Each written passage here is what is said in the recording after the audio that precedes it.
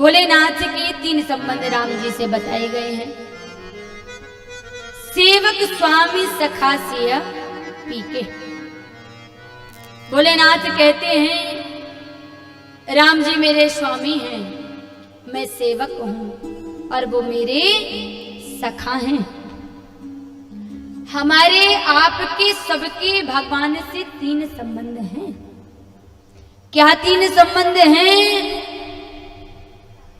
वो हमारे स्वामी हैं, हम उनके सेवक हैं और वो हमारे परम प्रिय सखा भी हैं। भगवान अंशी हैं और हम सभी अंश हैं ईश्वर के। ईश्वर अंश जीव अविनाशी।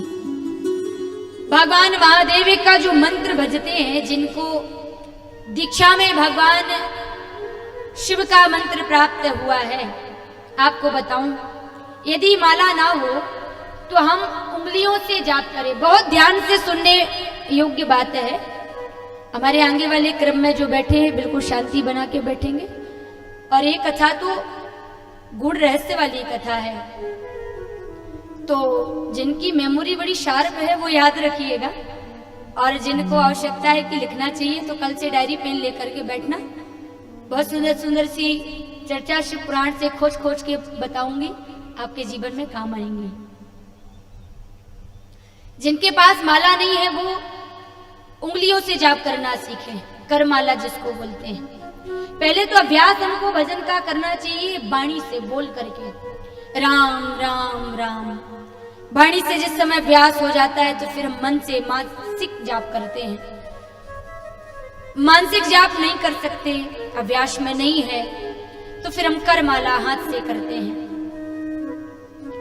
करमाला से भी ना कर सके तो फिर माला से अभ्यास करना चाहिए, मोती को पलटते पलटते। लेकिन माला नहीं है तो फिर करमाला यानी उंगली पर रख करके हम जाप करते हैं। माला ना होने पर 25 दाने की जो माला होती है, 25 मोती की, उससे जब हम महादेव के नाम को भजते हैं, जिसको पंचाक्षर बोला जाता है, ओम नमः शिवाय, ये 5 अक्षरी मंत्र है।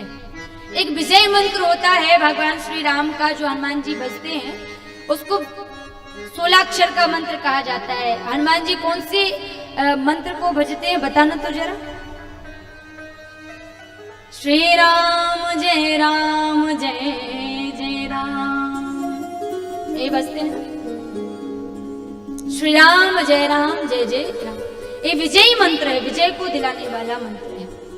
हनुमान जी को कोई परास्त कर पाया है क्या बताओ? बस बल का बोध कराना पड़ता है, भूल जाते हैं। तो 16 अक्षर का मंत्र है। नवाक्षर का अंबा मंत्र कहा जाता है। श्री कृष्ण का 12 अक्षर मंत्र है। भगवान भोलेनाथ का पंचाक्षरी मंत्र है। राम जी का खटाक्षर मंत्र है, 6 अक्षर का। तो 25 मोती की जो माला होती है दाने की, वो है मुक्ति को दिलाने वाली होती है। प्रथम खंड श्री शिव महापुराण का कहता है, उससे हमें भगवान भोलेनाथ का जाप करते रहना चाहिए। और 30 अक्षर 30 दाने की जो माला है मोती की, उससे हम पंचाक्षरी मंत्र को भजते हैं तो हमको धन देती है, समृद्धि बान बनाती है, लेकिन बुद्धि को खो देती है। एक बात बताइए, बुद्धि खूब हो, दिमाग बढ़िया हो, विवेक ना हो, बोलता बढ़िया है, लेकिन कब बोलना है इसका ज्ञान ही ना हो। बोले नहीं महाराज बहुत बढ़िया बोलते हैं, बहुत अच्छा आदमी, बड़ा अच्छा, बस लेकिन कमी क्या बोलना है बोले ही नहीं आता है। और जीवन में हम 3 चीजें सीख जाएं, एक बोलना सीख जाएं, एक बैठना सीख जाएं, एक खाना सीख जाएं, बस ज्यादा सीखने की आवश्यकता नहीं है। कब हमको कहाँ क्या बोलना है ये सीख जाएं। दूसरा, हमको क्या खाना है एक सीख जाएं, और कैसे बैठना है, बड़ों के बीच कैसे बैठना है, हमारे बैठने का स्थान क्या है, गुरुदेव के पास बैठना क्या, महापुरुषों की सन्निधि में, भोजन करना। हम लोग जिस समय, मेरा विद्यार्थी जीवन तो अभी भी है और जीवन पर्यंत व्यक्ति सीखते ही जाता है, लेकिन जिस समय मैं भागवत का अध्ययन वृंदावन में कर रही थी, उस समय हम भोजन जब करते थे लाइन में बैठ करके, तो मंत्र बोलने के बाद हमको सिखाया जाता, हम लोगों को, बालकों को, सबको, संतों के साथ आप भोजन प्रसादी करेंगे तो आपको मालूम पड़ेगा। भोजन करते करते दाएं हाथ से भोजन कर रही हूँ, यदि बाएं हाथ से हमने एक गिलास पानी भी पी लिया, समझो दोनों ही हाथ झूठे हो गए, तो हाथ में डंडा पड़ता था। और एक श्लोक पर 150 डंडे मैंने खाए हैं। हाँ, ये सत्य है, उल्टे हाथ में खाती थी, ज्यादा पढ़ने में होशियार नहीं थी ना, इसलिए ठोक पीट करके हमारे गुरुदेव ने बनाया हमको। तो 27 दाने की जो माला है वह सर्व कार्य सिद्धि प्रदान करती है आपको, सारी मनोकामना सफल मनोरथ हो तुम्हारी। 15 मोती की जो माला होती है वह हमारे जीवन में शत्रु को नष्ट करती है। जिसके बहुत ज्यादा शत्रु हो उसको 15 मोती दाने की माला से पंचाक्षरी मंत्र का जाप करना चाहिए।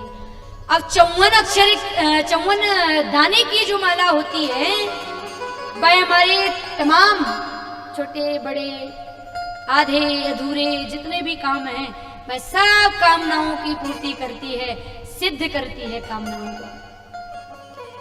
108 दाने की माला सबसे उत्तम है, सबसे। अब जैसे अभी कह रही थी ना, आप लोग सबसे बढ़िया वाले हो, छत्तीसगढ़िया हो ना, इसलिए भले बड़े बड़े भोले वाले, सब अच्छे निश्चल आत्मा विशुद्ध मन वाले यहाँ के श्रोता होते हैं। तभी ना छत्तीसगढ़ की धरती पर बड़े बड़े महापुरुष शंकराचार्य, महामंडलेश्वर जितने अवधूत हुए हैं बस सब छत्तीसगढ़ की भूमि में जन्मे हैं। यहाँ पर सभी भक्तों का श्रद्धा जो भाव है वो कहीं नहीं मिलेगा आपको, पूरे भारत में देखने को कहीं नहीं मिलेगा। हमारे परम पूज्य धर्म सम्राट श्री करपात्र जी महाराज गली गली गांव गांव रामधुन की यात्रा उन्होंने छत्तीसगढ़ से प्रारंभ करवाई। इस वस्त्र की कीमत यदि कहीं है तो छत्तीसगढ़ की धरा में है, बड़ा सम्मान है। इसीलिए तो बड़े बड़े महापुरुष यहाँ से जाते नहीं है कहीं, एक बार जो आ जाते हैं ना, ओ बस यही मेरा भारत है, ये समझ लेते, यही मेरा घर है। बहुत बोले वाले साहब।